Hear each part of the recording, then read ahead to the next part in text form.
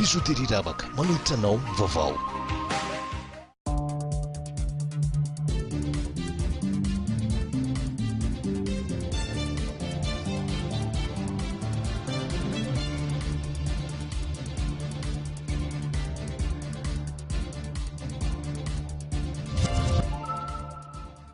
Faly mitsidika ny tokantranona indray tompoky lahy sy tompoky vavy ny sampana fampahalalam-baovao amin'ny aliny alakamisy fahina ambin'ny folo ny volana martsa taona 2024 ity.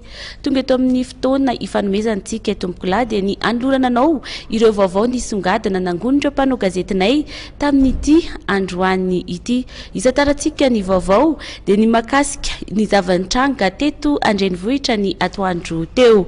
Maro tamin'ireo toerana teto Andrenivohitra no nandrenesa na klaxon kiriruka lakolosy ny atoandro teo.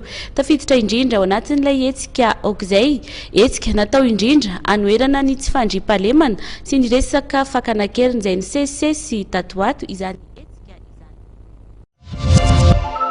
Klaxon kiriruka sarimbilany nanomboka tamin'ny 12 taona no nisy ny hetsika fanairana ny fitondrana manoloana ny tsy fandriam-pahalemana eto Madagasikara. Aok'izay maro ireo toerana nisiny izay hetsika izay ka anisan'ny nisongadina indrindra ny tetsy Akorondrano sy ny manodidina izay nandraisan'ny maro anjara. Tsy ny orinasa sy ny mpandraharaha ary nisy anjika sy fikambanana samihafa ihany no nandray anjara fa ny olom-pirenena tsotra ihany koa. Hetsika ampilaminana, hetsika natao anaovana antsoavy ny tompona andraikitra rehetrarehetra, andray andraikitra, misaotra ny BDB, ny fiarahamonim-pirenena, ny sehatra tsy miankina sy ny sehatra rehetrarehetra izay nandray anjara tamin'izay fampanenoana ny anjomara sy ny sifle sy ny klaxon fatona angamba ny afatra hoe aok'izay fa reraka vahoaka mila fiarovana vahoaka fa vonona kosa angamba ny fampiresaka amin'izay ny sehatra rehetrarehetra hiadana sy fandriam-pahalemana. Anisan'ny aran'ny fakana akeriny matetika ireo teratany vahiny na dia tsy gasy raisy ireny aza ity rangahy ity dia teto Madagasikara izy no teraka 70 taona lasa izay. Inona no nanosika azy andray anjara amin'ny hetsika? 70 taona zao 70 taona kasoka mihitsy teraka teo isotro teo.